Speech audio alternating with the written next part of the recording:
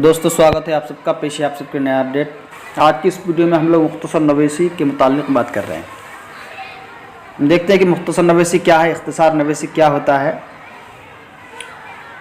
जिसे हिंदी में संक्षेपण कहा जाता है। और संक्षेपण कैसे किया जाता है, इख्तिसार नवेसी कैसे करते हैं, उसके आदाब और उसूल को देखेंगे और हम लोग मिसाल के ज़रिए उसे समझेंगे। आप सबसे अपील करता हूँ कि इस वीडियो को आखिर तक देखें और वीडियो को लाइक और शेयर ज़रूर करें। चैनल को आपने सब्सक्राइब नहीं किया तो सब्सक्राइब कर लें। मुख्तसर नवेसी या इख्तिसार नवेसी। इख्तिसार का मतलब ये है कि कम वक्त और कम जगह में बात मुकम्मल और सही कह दी जाए, जो बात कहना चाहते हैं वो मुकम्मल हो जाए। इख्तिसार का मतलब ये होता है कि जिसमें अल्फाज कम हो लेकिन मानवी लिहाज से वो एक वसी मफहूम रखता हो। इख्तिसार के लिए गैर ज़रूरी अल्फाज को हज़फ करना ज़रूरी है। इसके लिए कंडीशंस हैं।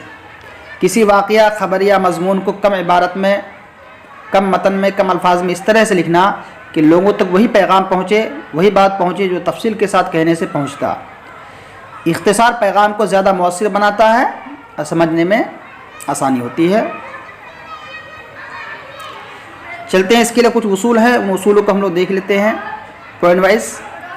नंबर 1, तहरीर करते वक्त मौजू से भटकना नहीं चाहिए। मौजू के मुताबिक बात को आगे बढ़ाएं। मुतबादिल अल्फाज इस्तेमाल कर सकते हैं। इबारत से असल लफ्ज़ को हज़फ करके कोई दूसरा उसका हममाना लफ्ज़ आप इस्तेमाल कर सकते हैं। इसमें इबारत में, इसमें आपके मज़मून में कोई फ़र्क नहीं आएगा। किसी कलमा को अगर जुमला से निकाल दिया जाए तो भी मानवी एतबार से कोई फ़र्क ना पड़े, इस तरीके से करेंगे। पूरा बंद भी तहरीर से हज़फ कर दें तो नफ्स मज़मून मुतासिर ना होने पाए।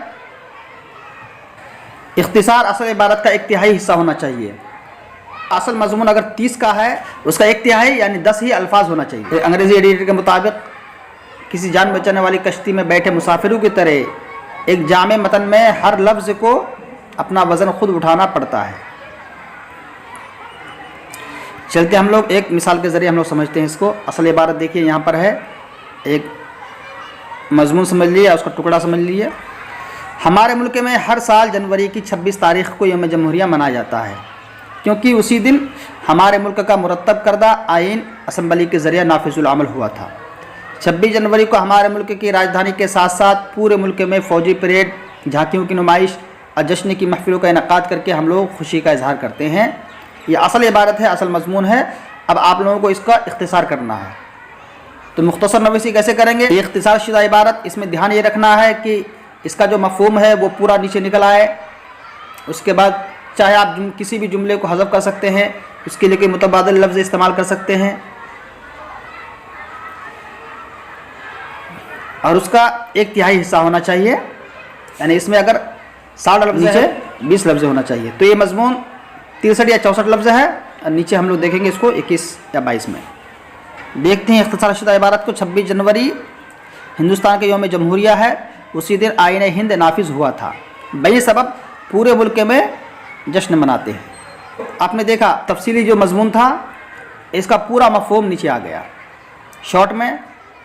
तो इसी को कहते हैं मुख्तसर नवेसी या इख्तिसार नवेसी। आप लोग इसी तरीके से दीगर मज़ामीन को इख्तिसार कर सकते हैं। आपके सिलेबस में ये इख्तिसार नवेसी शामिल है, तो आप लोग इसकी भी प्रैक्टिस कर लीजिए। इसके बाद अगले वीडियो में मैं आप लोगों को 1-2 और मज़ामीन को इख्तिसार करके बताऊंगा। आप लोग खुद भी करके देखिए। उम्मीद करता हूँ कि आपको जानकारी पसंद आई होगी। इस वीडियो को लाइक और शेयर कर दिए। थैंक्स, आप सबका शुक्रिया।